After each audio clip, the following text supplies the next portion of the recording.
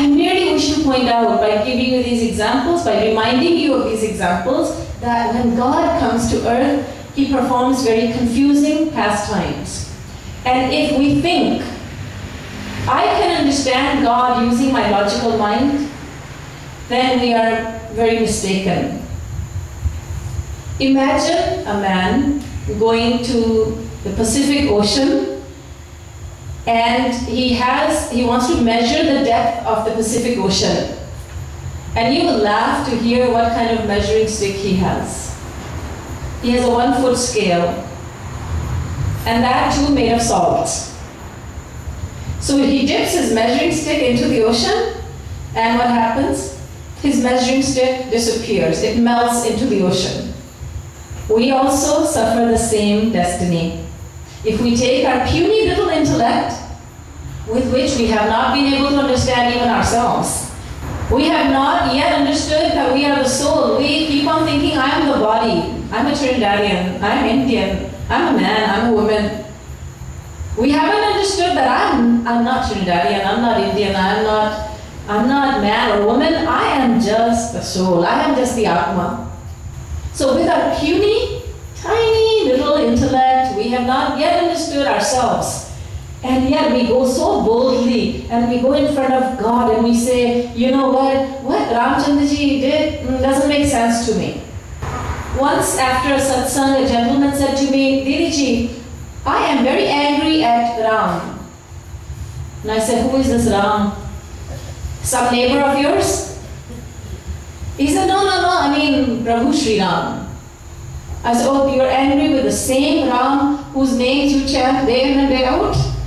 Sita Ram, Sita Ram, Sita Ram, Sita Ram. Pray tell, why are you angry with him? He said, I'm so angry. Why did he have to renounce Mother Sita? And, oh, well, I guess Ramchandraji didn't know what he was doing. You weren't there to advise him. Or you could have said, Ramchandraji, I don't think you should renounce Mother Sita. You know, she's very pure. And Ramchandraji would have said, oh, well, why didn't you tell me earlier? We think that we can understand the divine works of God using our material intellect. Ramchandraji should not have hidden behind the tree when he killed Bali. Wow, what a great intellect you have. You mean you have decided that Ramchandraji was wrong in doing that? Well, he shouldn't have done it. Our material buddhi works like this, and therefore Mother Parvati has expressed her confusion, Garuji has expressed his confusion, Lakshmanji has expressed his confusion, Bharatji is working, and Shatrughna is working in very confusing ways, because we become confused. So they show their imaginary confusion, and then they show us. In the same scripture, we read about what happens due to that confusion. And we learn by reading about their confusion that we must not have any confusion about God in our mind, because Bhagwan Sri Ram is divine, and as such, He is beyond the reach of our material senses, mind and intellect. A philosopher once said, God whom we could understand would be no God.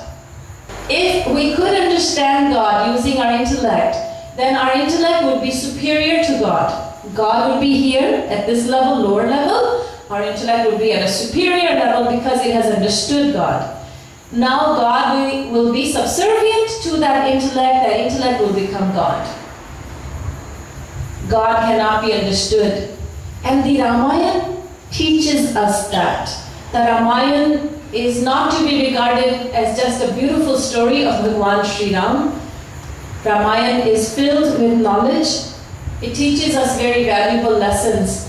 And by reading about the confusion of divine ones, we learn that we must not become confused due to the divine works of Bhagwan Sri Ram. There are some more confusions to talk about and very interesting stories we learn from. And before we do that, however, we will chant the names of Bhagwan Sri Ram. Another name of Bhagwan Sri Ram is Bhagwan Sri Krishna. Ram and Krishna are one and the same. Once people of Ayodhya had a doubt that Ram is different from Sri Krishna.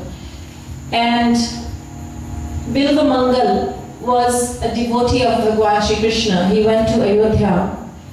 When he went to Ayodhya, he knew that Bhagwan Ram and Krishna are one and the same, so he went to Ayodhya and bowed down in front of the deity of Bhagwan Sri Ram.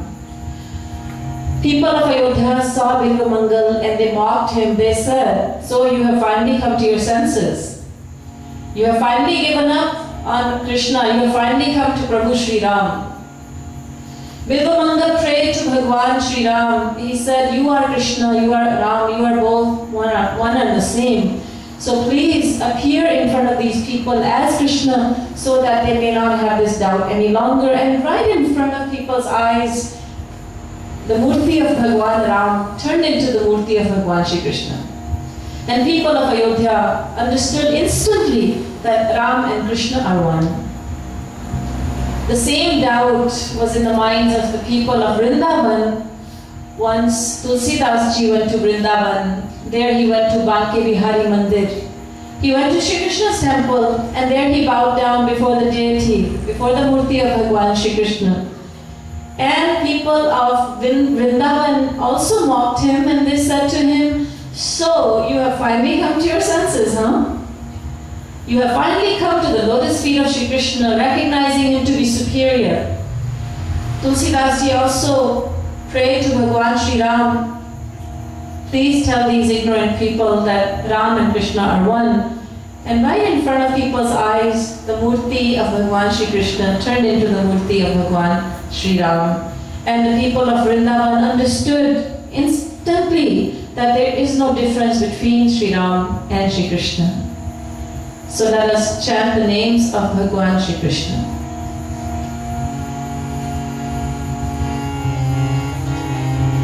Radhe Go